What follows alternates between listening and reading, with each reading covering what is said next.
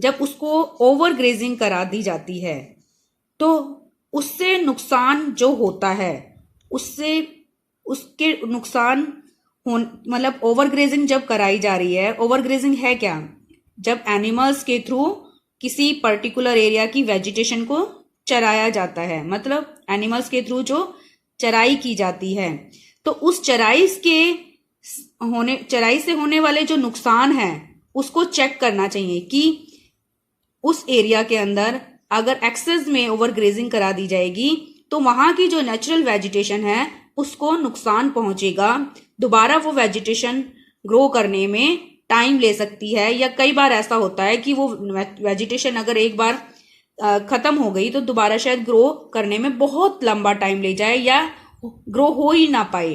तो ऐसी सिचुएशन ना हमें फेस करनी पड़े, इसके लिए जो ओवर ग्रेजिंग है उसको चेक करते रहना चाहिए।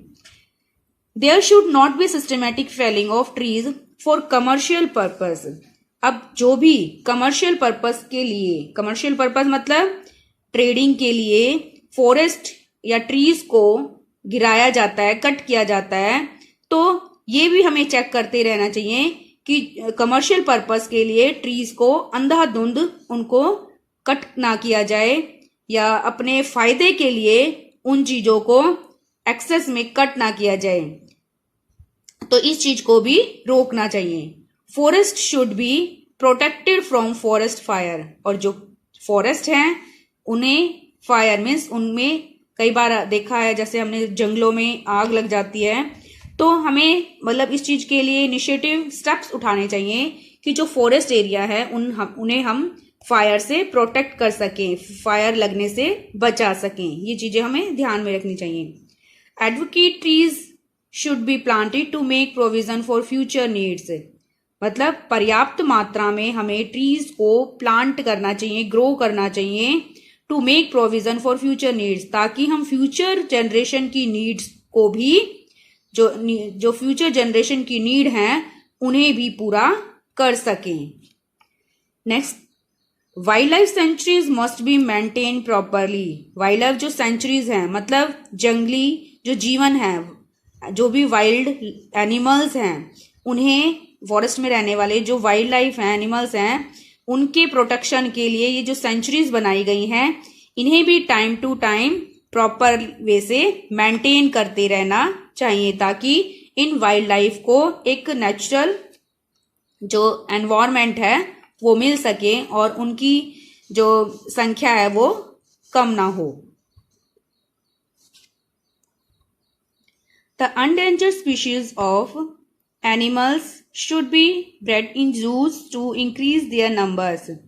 अब ऐसे endangered species मीन्स जो खतरे में हैं, जिनकी स्ट्रेंथ खत्म हो सकती है अगर हम उन्हें प्रोटेक्ट ना करें, तो ऐसे endangered species जो है एनिमल्स की शुड बी ब्रेड इन जूज। उन्हें हमें इन जू में जहां पर एनिमल्स को रखा जाता है वहां पर हमें इनको पालना चाहिए, उनकी ग्रोथ के लिए एफर्ट्स करने चाहिए। टू इंक्रीज देयर नंबर्स, ताकि उनकी जो संख्या है उसको इंक्रीज किया जा सके। The smuggling and hunting of rare birds and animals should be stopped. अब कई बार देखा होगा जो बहुत जिनकी संख्या कम होती है, तो कुछ बर्ड्स जो है हंटिंग की वजह से उनको, या एनिमल्स जो है उनको हंटिंग और स्मगलिंग की वजह से जो है अब नुकसान, प्रॉब्लम फेस करनी पड़ रही है, मीन्स उनकी स्ट्रेंथ कम होती जा रही है।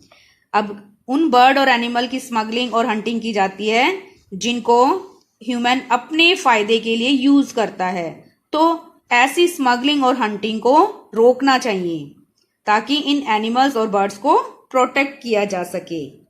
Next, trade in things made of Ivory, horn and animal skin should be stopped. ऐसे व्यापार को, ऐसे ट्रेड को रोकना चाहिए जिसमें इन एनिमल्स के स्किन, उनके आइवरी, हॉर्न, आइवरी मीन्स जो हाथी, एलिफेंट का जो मतलब टीथ, उनका बड़े बड़े जो दांत होते हैं, हाथी दांत का जो भी वर्क होता है, या हॉर्न से उनके जो सींग होते हैं उनसे बनने वाले कुछ जैसे कई बार ज्वेलरी बनाने के लिए यूज किया जाता है या किसी अनदर वर्क में उनको जब यूज किया जा रहा है, उनके एनिमल्स के जो भी पार्ट्स हैं उनको, एंड एनिमल स्किन, एनिमल की स्किन से भी कई बार कुछ प्रोडक्ट बनाए जाते हैं। तो इन सभी ट्रेड को, मतलब आइवरी हॉर्न और एनिमल की स्किन से बनने वाले जो भी ट्रेड हैं, उनके द्वारा बनने वाले जो भी प्रोडक्ट हैं, ऐसे ट्रेड को रोकना चाहिए ताकि इन एनिमल्स को खत्म होने से बचाया जा सके।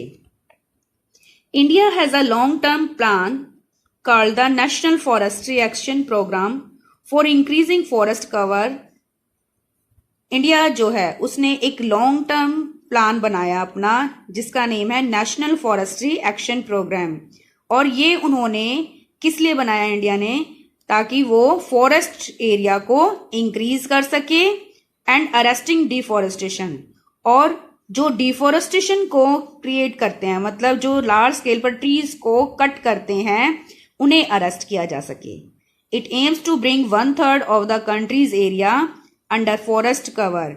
अब इस नेशनल फॉरेस्ट एक्शन प्रोग्राम का जो एम है वो क्या है कि कंट्री के अंदर, मतलब कंट्री की जो लैंड है उस पर 1/3 पार्ट जो है फॉरेस्ट एरिया का हो, ताकि फ्यूचर जनरेशन के लिए भी इन नेचुरल रिसोर्सेज को कंजर्व किया जा सके, प्रोटेक्ट किया जा सके।